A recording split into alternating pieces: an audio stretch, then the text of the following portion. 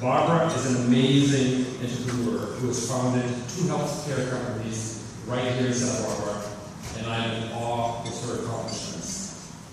There are 3 things I admire the most about Barbara. First and foremost, she's a compassionate person who cares about people.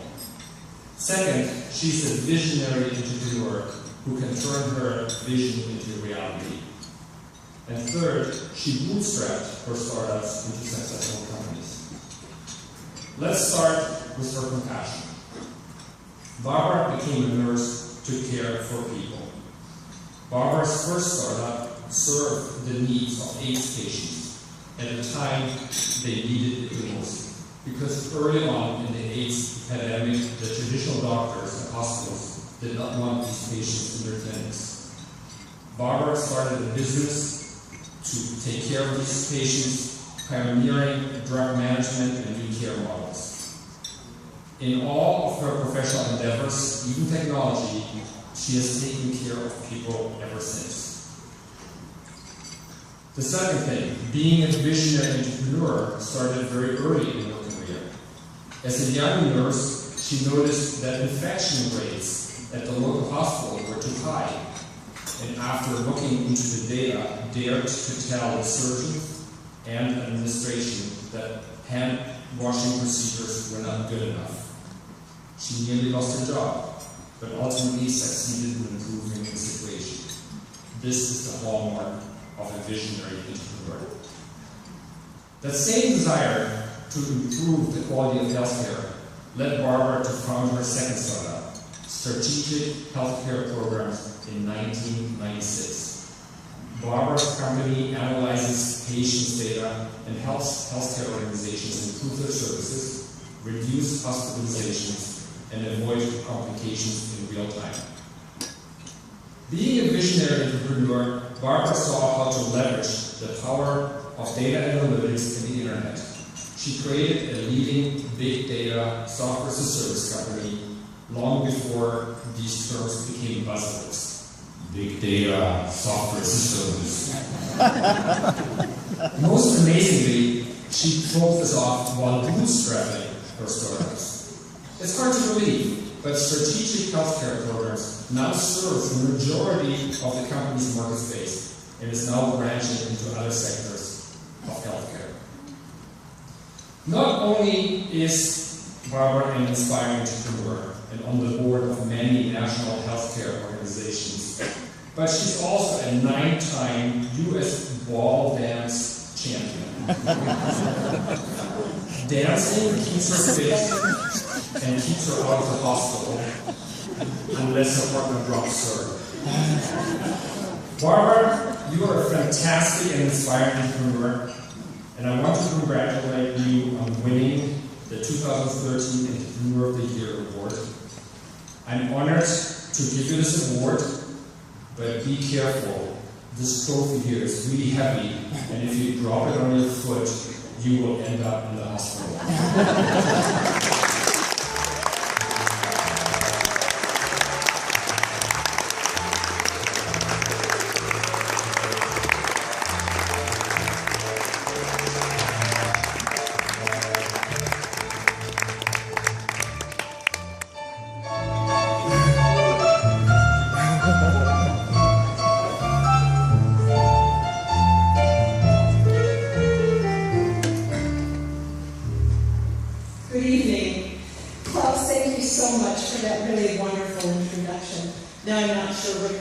Bigger ahead of the award itself.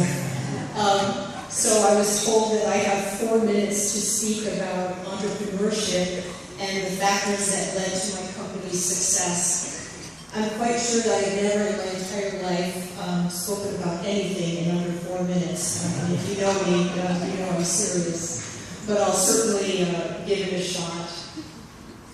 Unlike Klaus, who started his very successful businesses with investors and working capital, what a concept. I apparently wasn't clever enough to convince anyone that improving healthcare through the utilization of data was actually going to be a business and was sexy enough to invest in. And so I really had no choice but to bootstrap this company. And for any of you who are interested in doing this, let me just tell you right off the bat that it ages you in dog years. And so if you have the opportunity, pick the path that Klaus picked. It's a much more elegant journey.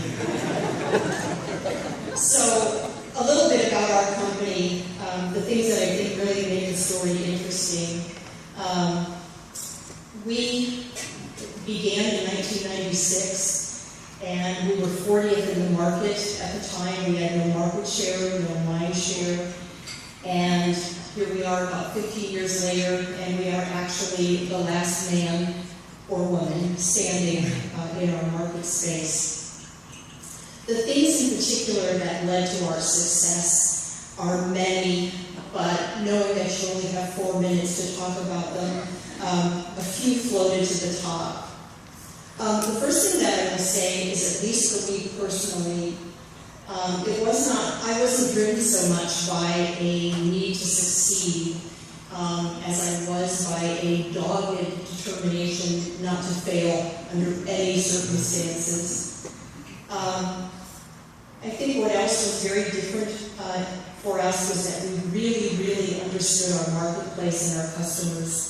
Any of you who heard Klaus's speech last year remember him talking about market validation. It's something you just can't do enough of. The other thing that we did, we were highly, highly competitive.